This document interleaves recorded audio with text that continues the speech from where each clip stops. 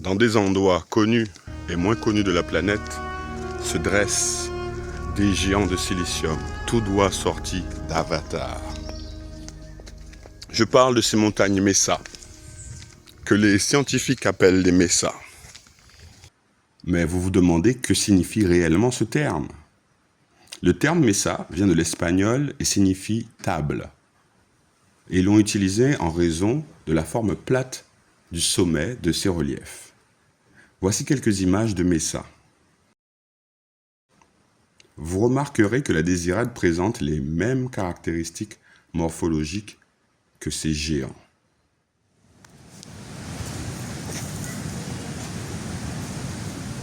Parlons un peu des caractéristiques géomorphologiques de ces énormes montagnes.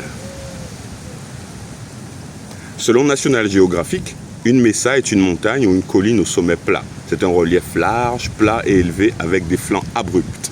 Ok? Regarde, c'est comme ça qu'ils le décrivent. D'après Wikipédia, une mesa est un relief tabulaire, typique des régions arides. Arides?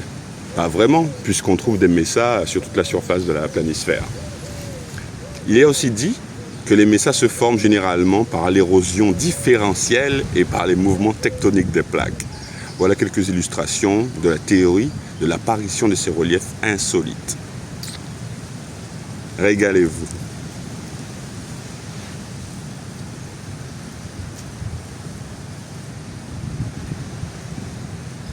Comme je le disais plus haut, on trouve de nombreux exemples de mesas à travers le monde, comme en Espagne,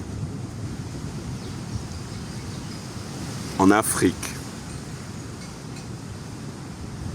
en Inde, en Arabie Saoudite, en Australie et bien sûr en Guadeloupe. Il est dit que la Grande Mesa du Colorado est considérée comme l'une des plus imposantes du monde. Ils disent que les mesas sont accompagnés de buttes, qui sont des formations similaires mais plus petites. Exemple de la Pointe des Châteaux en Guadeloupe, où on a le privilège d'avoir ce type de proéminence terrestre. Regardez, ces petites pointes. Eh bien, ce sont des pinacles. Et le gros, c'est une butte.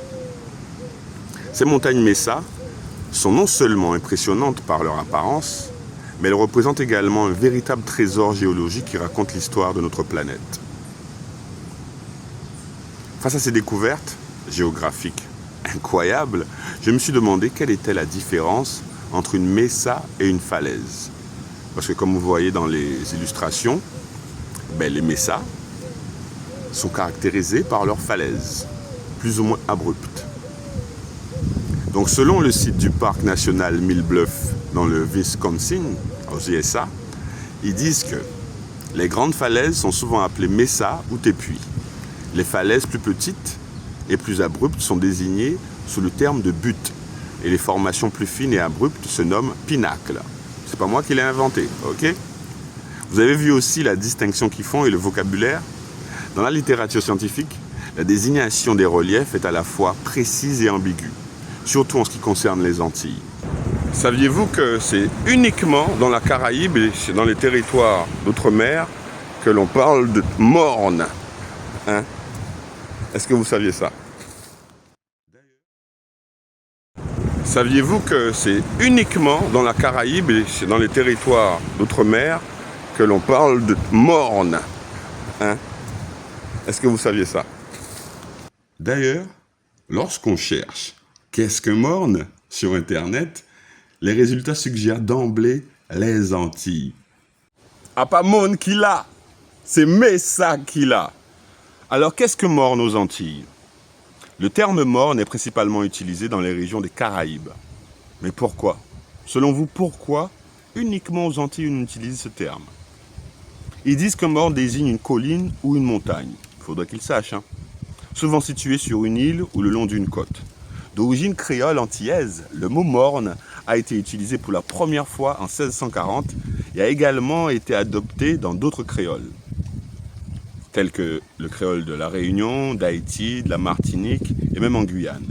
Bien que son origine soit floue, Il pourrait dériver de l'espagnol morro, qui signifie un petit mont ou un rocher. Selon moi, les conséquences de cette ambiguïté linguistique sont nombreuses. Bien que les mornes jouent un rôle écologique et culturel majeur dans nos îles, car ils abritent une grande variété de faune et de flore qui constituent des lieux propices à la randonnée et à l'exploration, la distinction des reliefs est une non-réalité aux Antilles. Je me trompe? On voit des mornes partout, les gars. Et pour couronner le tout, beaucoup de lieux-dits ont le préfixe morne ou mont. Pour que vous preniez conscience de la profondeur de cette confusion linguistique, voilà une liste de synonymes du terme morne dans le sens colline. Donc il y a morne, éminence, coteau, relief, pente, sommet, hauteur, monticule, pic, crête, chêne, rocher, brochet, palissade, blablabla. Wouh! En plus de se perdre dans tous ces mots français, ces termes peuvent varier légèrement en fonction du contexte. Mais ils désignent généralement tous des formes de terrain surélevées. En gros, c'est le bordel. Donc dire morne, c'est plus simple. Et hop, épistémicide. Suicide culturel. Prenez-moi comme exemple. En raison de l'usage générique du terme morne, j'ai longtemps eu du mal à distinguer les différents types de reliefs. Pour moi, tout ce qui montait était un morne. Or, comme vous pouvez le constater, il existe une grande variété de reliefs bien distincts. On est en droit de se demander pourquoi ce traitement si particulier aux Antilles. Est-ce dû au fait que nous sommes des îles? Pourtant, ailleurs dans le monde, il y a des îles aux apparences de la désirade qui sont appelées mesa. En Australie, par exemple. Aux Antilles, cette multiplicité de termes entraîne un véritable flou culturel et géographique. Et je ne pense pas que ça soit le fruit du hasard, ce monstre d'ignorance. Conséquence, beaucoup d'Antillais ne connaissent pas ces termes. Cette situation découle d'abord de notre manque de curiosité, mais aussi et surtout de l'éducation nationale, qui tend à former des automates plutôt que des penseurs libres. Revenons un peu sur la désirade. Le saviez-vous que la Belle Mesa, l'île de la Désirade, est considérée depuis 2011 comme la première réserve naturelle géologique des Outre-mer? C'est fabuleux, n'est-ce pas? L'île est située à l'est de la Grande Terre, de l'archipel de la Guadeloupe. Elle mesure 22 km² et se distingue par son exceptionnel patrimoine géologique. À son extrémité orientale, elle présente une variété impressionnante de roches et de phénomènes géologiques. Sur le site de l'ONF, il est dit que cette réserve est située entre la baie Mao et la pointe de Grand Tabac. Ce site sanctuarise 62 hectares d'affleurements volcaniques et sédimentaires peu fréquents à la surface du globe et contenant des matériaux témoins de la formation des plaques caraïbes il y a 150 millions d'années. Vous vous rendez compte? La pointe est de la Désirade est le seul endroit des Petites Antilles où l'on peut observer ces roches. Les formations les plus spectaculaires se trouvent aux alentours des pointes doublées et Manceligné. On peut y voir des coulées de basalte, ces fameuses pilolavas des anglo-saxons.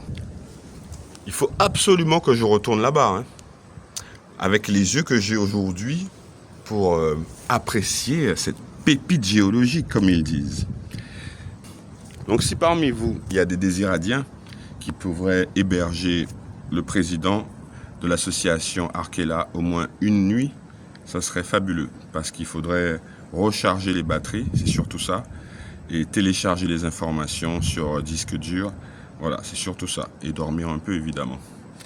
Donc faites-moi signe en privé si vous pouvez nous faire quelque chose pour nous. Revenons à notre sujet. Sur le site officiel de géologie de la Guadeloupe, il est dit en conclusion de toute leur analyse sur l'évolution tectonique de la Désirade, la seule zone où le substratum des Petites Antilles affleure. Celui-ci est composé de roches magmatiques métaphorisées et de roches sédimentaires d'âge jurassique supérieur et crétacé. j'appuie bien sur les mots. Ils disent que l'évolution de la désirade s'appuie sur l'évolution de la plaque caraïbe pour laquelle deux modèles sont proposés. Une d'origine pacifique et une d'origine intra-amérique.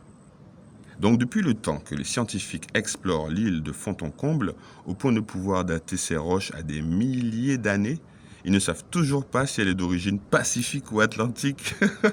Mais attention. Parmi tous les experts des plaques tectoniques et qui défendent la théorie officielle, où sont les dinosaures des Antilles? C'est une vraie question encore.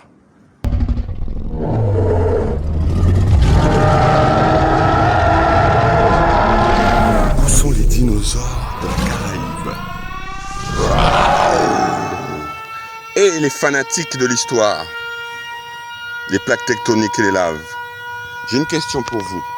Où sont les vestiges des dinosaures des Antilles? Non mais c'est sérieux, hein? Parce que vous êtes dans un système de croyance tellement puissant que j'aimerais que vous me démontrez l'existence des dinosaures dans la Caraïbe. Revenons à notre sujet. Donc la Désirade, cette île si ancienne, j'ai jamais entendu parler de fossiles de dinosaures sur cette île. Et puis Paul, faut se réveiller un peu, hein. Bon, revenons à nos moutons. Parce qu'il y a un sujet très important. En plus de l'absence des dinosaures, revenons aux choses sérieuses, c'est très surprenant qu'il ait fallu plus de 70 ans pour que les géologues contemporains estiment que la Désirade soit une réserve naturelle géologique. C'est très surprenant qu'il ait fallu plus de 70 ans pour que les géologues contemporains estiment que la Désirade soit une réserve naturelle géologique. Je m'explique. J'ai trouvé les cahiers des Outre-mer de chez Percé. Des analyses et des descriptions géologiques très poussées de l'île avaient déjà été faites par l'éminent géographe Guy Lasserre en 1957. Et avant lui, par le géologue M. Louis Barabé, dès 1933, démontrait clairement les richesses géologiques de l'île. Donc alors pourquoi autant de temps pour en faire une réserve protégée? Posez-vous la question, les gens. Je sais que très peu savaient cette histoire, mais maintenant que vous la savez,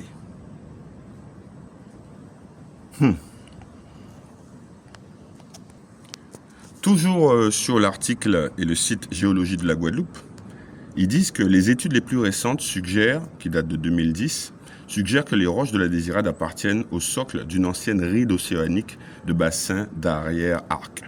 Cette ride coïnciderait avec le début d'une subduction de l'océan proto-Caraïbe. Il y aurait une subduction vers l'est au cours du Crétacé et une inversion de polarité au milieu ou à la fin du Crétacé.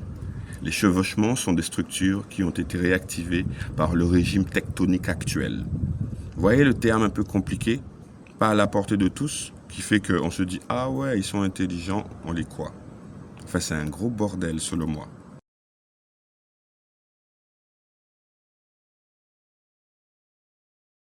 Les amis, j'aimerais sincèrement que vous posiez la question. Comment se fait-il que ce soit une petite association comme Arkela qui met en lumière un sujet aussi important que culturellement parlant? Pourquoi aucun géologue, aucun historien, aucun qui que ce soit n'ait jamais fait une analogie entre les Messas du monde entier et l'île de la Désirade?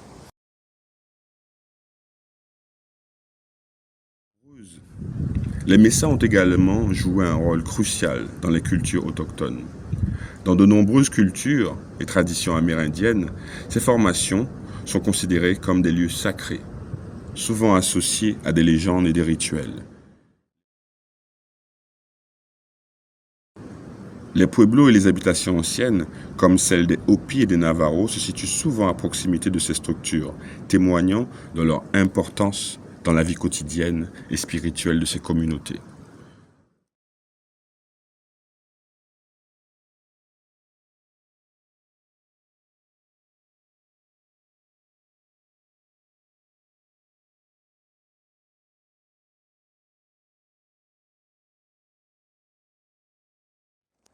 Ceux qui nous suivent connaissent notre démarche.